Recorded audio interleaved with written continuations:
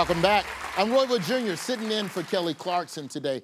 Throughout each season, Kelly connects with local reporters to learn about the people and organizations they see making real positive change in their communities. It's all part of Kelly's annual mission to crown a Good Neighbor of the Year.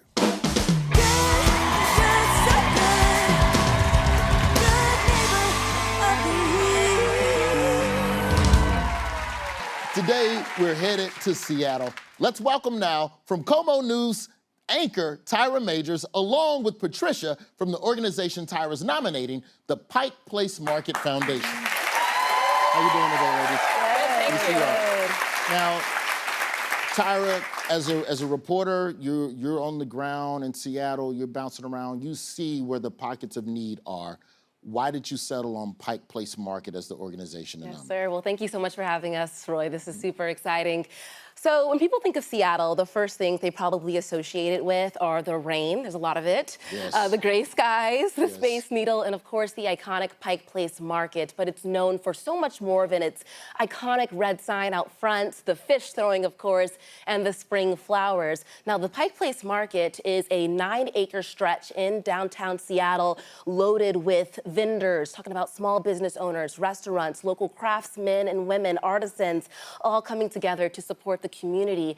And there's a nonprofit behind it. That's the Pike Place Market Foundation. And let me just get this straight. Cost of living is high, right? For everybody yes. across America, in Seattle too. The Pike Place Market Foundation supports their farmers in a way so that they are providing access to affordable and healthy food for the community, really putting it on our tables. They also provide affordable housing for seniors. There's affordable health care and a daycare. They're doing so much important work. Yes. Now, Patricia, tell us a little bit about the market's history. Yeah, so the market is 117 years in the making. What's really remarkable is that it's one of the oldest continuously operated farmers market in the nation, meaning it survived the last century. In the 1960s, we almost lost Pike Place Market to the wrecking ball if it were not for a group of advocates who fought for 10 hard years to save Pike Place Market, preserve it as a National Historic District, and put the mission into place, which means it will always be here for farmers, for small businesses, and to support a community through social services and low-income housing. That's a beautiful thing. Now, we're talking as well about all of these different types of people that all come together at this market to sell whatever they're selling and provide whatever they're providing directly to the consumer. Tell us a little bit about some of the people who use this market. Yeah, so the market's home to 500 small businesses, meaning the smallest of the small. We're talking micro farmers, we're talking jewelers and artists, fishmongers, small food purveyors and growers. And then above the storefronts, there's homes for over 400 people, mostly low-income seniors who live in the market. And then a whole network of social services, in addition to a preschool, a medical clinic, a food bank, a senior center, and a community resource center, all for the downtown and market community. Is there room for a comedy club? That's what I'm saying.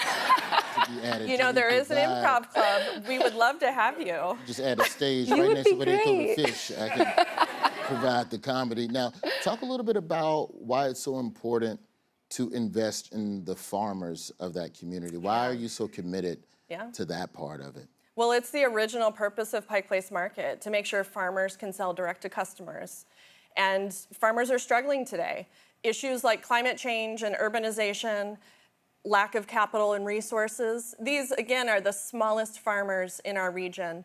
Many of them are first or second generation immigrant families who established farms in Seattle, and they're really following a passion, which is about not only growing food and beautiful flowers that we see in Pike Place Market, but providing this local food ecosystem, which we realized, especially during the pandemic, how critical that is. Well, that's a beautiful, beautiful thing, and I can't wait to check it out the next time I'm up in Seattle. Right now, Tyrah's colleague, KOMO News reporter Denise Whitaker, is hanging out at one of the most iconic corners of Pike Place Market. Denise, explain to us where you are and what's going on. Roy, Patricia, Tyrah, I'm in the midst of hundreds of stalls here at Pike Place Market, famous for many things, amongst others, the throwing of fish. Take a look. Fish toss for the Kelly Clarkson Show. Fish toss for the Kelly Clarkson Show. Hey. Whoa. There are more more than 70 local farmers in this market. They are growing local flowers, produce, other specialty items, and they've been doing it here since 1907. And look, I found a farmer here. Scott, you and your family have been growing flowers here for how long? Tell us about your business. So my family and I have been here since 1986, since I was 1 year old. So mom either had me strapped on her back or I was sleeping under the tables in a lettuce box.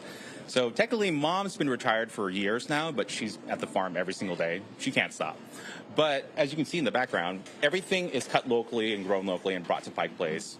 And right now, it's prime season for our dahlias and our sunflowers. Oh, they smell so good. I wish you could smell them. And, you know, raising a family, raising flowers, we've heard about the foundation does. Have they helped your family? Oh, the foundation has been great throughout the years. In years past, we've lost about 50% of our tulip bulbs, and they actually stepped in and helped us replace them. Most recently, they actually helped us with a grant, and with that grant, we were able to get more infrastructure. So we got a new greenhouse, so we extended our yields and prolonged our season throughout the year. And I feel like without the foundation, we wouldn't be here today. Oh, thank goodness. Okay, you have lots of work to do. People are pouring into the market. Here's another farmer I want you all to meet. This is Farmer Ross, and you are famous for your hot pepper sauce. So tell us more about your peppers and your sauce. Yes, so this is my Rude Boy hot pepper sauce, and I grow peppers here in Seattle. I process and ferment them, and I make my own sauce I sell here at Pike Place Market. An individual business owner, this has to be so tough. How has the foundation helped you? The foundation has helped tremendously, especially during the pandemic. They helped out with the safety net fund, which was able to help me with my mortgage when I fell behind. And they were also able to help out with several farm grants through the last couple years to help me get seeds, help me get plants, and help me get greenhouses for my farm.